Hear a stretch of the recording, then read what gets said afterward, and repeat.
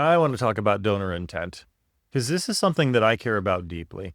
And I'm talking about this on both sides of the conversation about generosity as one who is trying to lean into and embrace and learn about how to be a better giver and to embrace the calling and the joyful calling of generosity to support other causes. But then I'm also thinking about this as someone who has been on the side of a recipient, working for nonprofit organizations and receiving gifts. And one of the topics that is often considered is this idea of donor restrictions. So if you don't know this already, depends upon where you are in your journey of generosity. When you make a gift to a nonprofit entity or organization, you can add restrictions on that gift. You can restrict that gift to be used for certain purposes and not others. And you can have that written out in a very formal agreement to the donor. You can specify, it could be very quick. It doesn't have to be anything super fancy. Sometimes people will use lawyers to map this out, but you don't necessarily have to. You can just come up with an agreement with the group that you're making the contribution to. And I am not a legal or financial expert, so do not trust my comments on these kinds of things. But nonprofit organizations are generally required to honor the donor intent. And I want to describe this, though, from my side at a nonprofit. I consider donor intent near sacred in the way that I think about it. If there is a donor who says, I care about this, and this is where I want my money to go, and I don't want it to go over here, I want it to go here for this cause, for this purpose.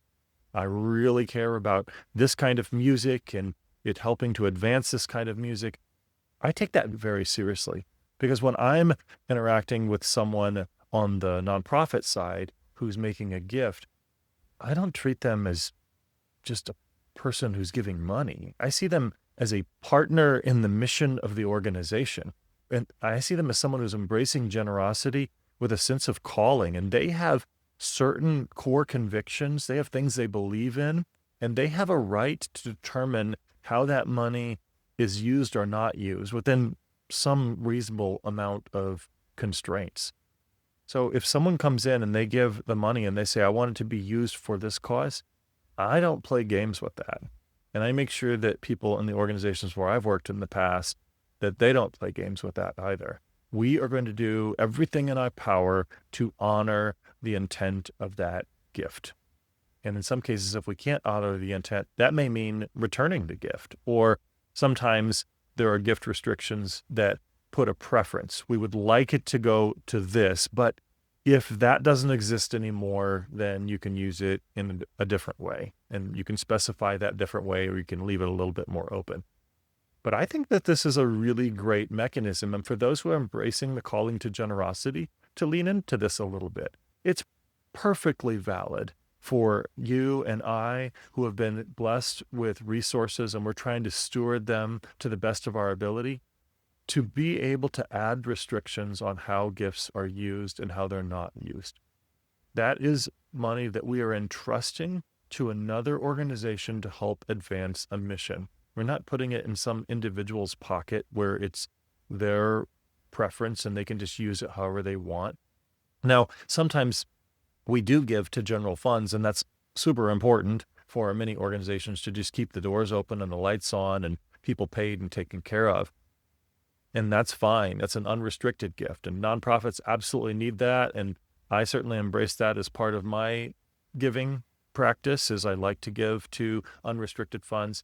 But there is a time and a place, especially when we're thinking about making our best gifts and maybe making bigger gifts and investments, and we're building up for it, for us to be able to say, I want this to be used in a certain way.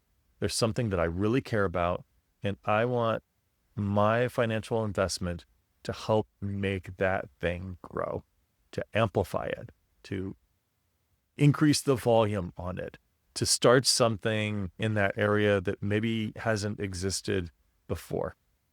And it could be any number of things. I do think that it's wise for us who are called to a life of generosity to be sensitive to the situation of the organizations that we're supporting.